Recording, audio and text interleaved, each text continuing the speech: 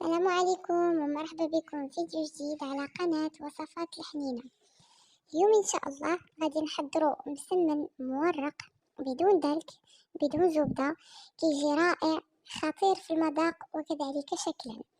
فيما يخص المقادير، أنا هنايا خدمت بجوج كيسان ديال العنبة ديال دقيقة الفرص نوعية تكون مزيانة، وكذلك ضفت عليهم كاس ديال الفينو ديال دقيق القمح، زدت قبيصة ديال الملحة، شويه ديال العسل.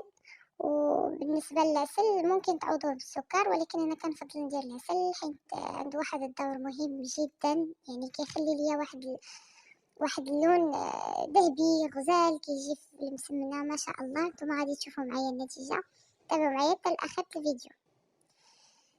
هنايا كيف ما كتشوفوا انا ما حاولتش ندلك العجينه بزاف، يعني يكفي انني جمعتها شويه حتى تجانسوا المكونات يدخلوا في بعضياتهم. احتاجت تقريبا ما يعادل كاس ونصف ديال الماء. من بعد غطيتها ودرتها في السلوفان وخليتها تستراح وتطلق على جنب باش ما بقات العجينه وتطلقات، باش ما كان احسن وكتعطيك الطوع في الخدمه، يعني ما كتبقايش نتيا تسرحي وهي ترجع، كتكون مطلوقه سهله في الخدمه، يعني ما كتعذبش. هنايا جبت واحد الزلافه خويت فيها شويه ديال الزيت. هذه الوصفه اللي كتخلي المسمن ديالك يجي مورق. كيف ما قلت لكم درت شويه ديال الزيت، ما يعادل نص كاس.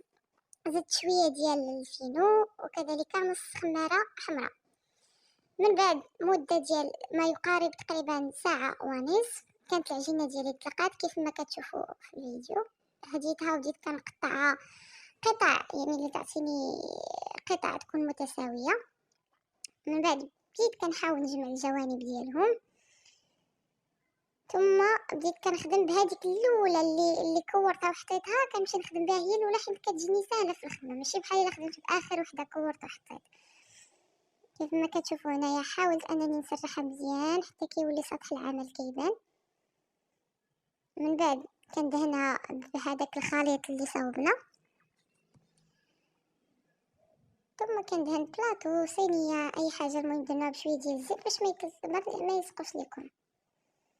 من بعد كنبقى نعاود او نكرر نفس العمليه حتى كنسالي الكميه كامله اللي عندي. في حالة ما اذا كورتوا العجينه وبقات كترجع معاكم كيف ما كيبان لكم انا هنايا شويه في الفيديو، يعني ما تطلقاتش ليا مزيان، ممكن انكم تغطيوها بميكا سلوفان او لا وخليوها تزيد ترتاح مازال باش ما ارتاحت، باش ما كتعطيكم الطوع وكتجيكم سهله في الخدمه. انا صراحه هذا المسمن من النهار اللي جربته ولا هو المعتمد عندي، يعني سريع ما كياخذش اليد، بدون دلك بدون زبده، مكونات بسيطه وسهله اللي موجوده في اي منزل مغربي. وصراحه مسمن ديال تحمر الوجه، زعما ناجح 100% على ضمانتي. جربوه وردوا عليا الخبر. كيف ما كتشوفوا هنايا انا قربت نسالي الكميه اللي عندي. ممكن انكم تضاعفوا المقادير كيف ما قلت لكم في الاول الا بغيتوا كميه اكبر. انا كيعجبني ندير مسمنات صغار، ما كيبغيوش كبار يكونوا غلاظ ولا شي حاجه، بالعكس. من بعد ما ساليت الكميه كامله اللي عندي وشكلتها على شكل مربعات صغيره، دابا غادي ناخذ واحد الزلافه نوضع فيها شويه ديال الزيت باش نبدا نسرح هذوك المسمنات ديالي. وفي هاد الاثناء هادي انا غنكون دايره المقله ديالي تسخن على نار متوسطه. ممكن لكم تخبزوه سواء على المقله الثقيله او الخفيفه كيف ما درت انا، يعني بحال كاينش مشكل. ولكن بالنسبه للمبتدئات كنصيحه من عندي يخدموا بالمقله الخفيفه، كان ذلك احسن. هنا كما كتشوفوا وضعت اول مسمنه،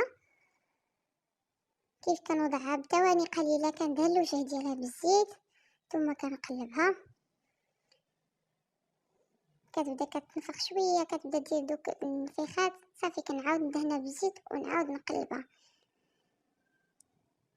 كنستمر في هذه العمليه حتى كتنفخ ليا المسمنه ديالي من جميع الجوانب. البلاصه اللي بانت لكم ما تنفخاتش كنحاول نضغط عليها شويه بالسباتول باش نوزع داك الهواء ويدوز لديك البلاصه حتى هي. كنبقى هكا حتى كطيب لي المسمنه ديالي من جميع الجوانب وكتاخذ داك اللون الذهبي اللي ما شاء الله كيجي خطير رائع.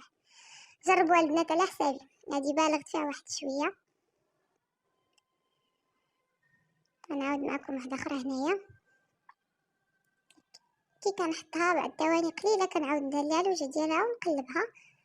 هانتوما شوفوا تبارك الله مسمنه كي كتنفخ، ما احتاجينا لا ندلكوها، ما كاينه تماره، ما كاينه حتى شي حاجه. يعني هذا المسمن ممكن انك توجديه في الصباح، ديريه في سلوفان تخليه حتى العشيه وتخدمي به. وهنايا من بعد ما سالينا الكميه كامله اللي كانت عندنا، هذا هو الشكل النهائي ديال المسمنات بالصحه والراحه. كنتمنى انكم تجربوهم البنات وتردوا لي في التعليق، وما تنساوش خليو لي الوصفات اللي تبغيو نجربهم، وما تنساوش كذلك الجيم واشتراك ولايك الفيديو.